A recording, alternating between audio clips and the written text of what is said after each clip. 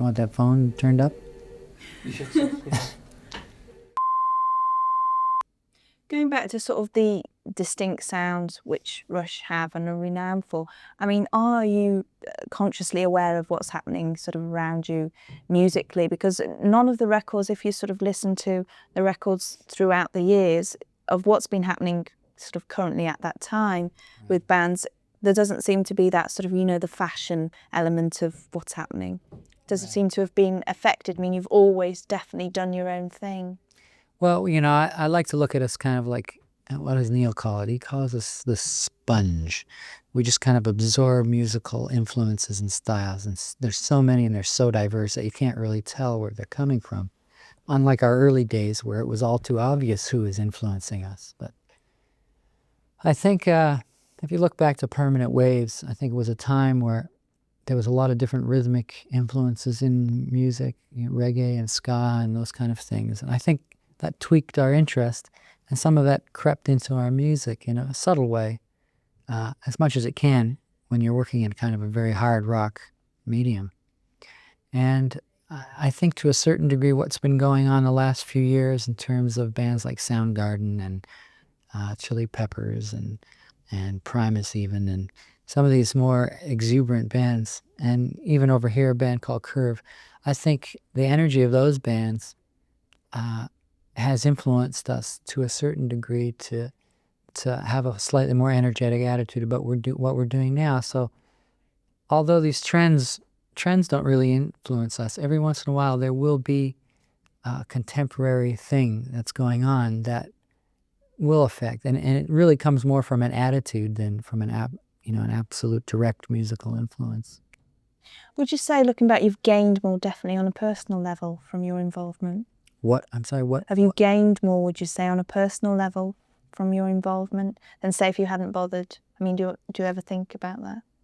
Well, I kind of grew up in this band, so I can't really separate what I would have been like from what I have become in this group. You spend 20 years of your life involved in one thing.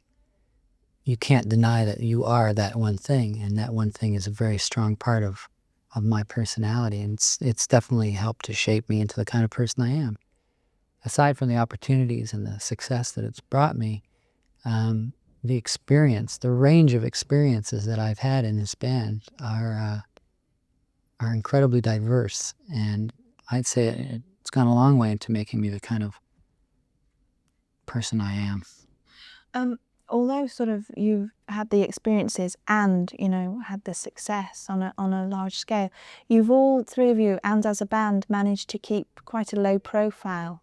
I mean, which is not easy for me, I'll tell you.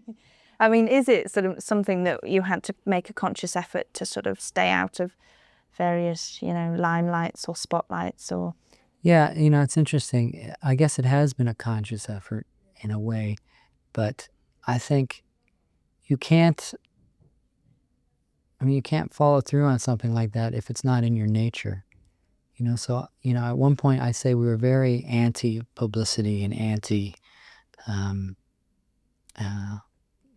glitz, or anti the lifestyle part of the business. But in a sense, I think that was just another form of rebellion, and I think there's been a lot of that in our music.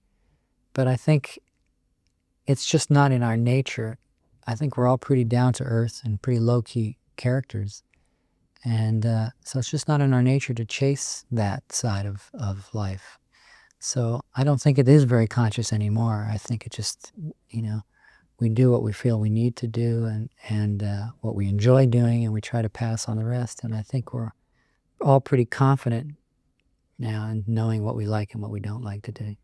Did you at one stage become cynical about the industry and the business, and do you think you've passed that sort of as a wave? People that have been involved in the industry for so long, just as so sort of streetwise or industry-wise? Well, cynicism is a kind of seditious thing. It's a very subtle thing, and it creeps in without you realizing it. And I think there have been many times in my life that I've become cynical, and I think it's something you always have to watch, because it's not a very healthy state of mind.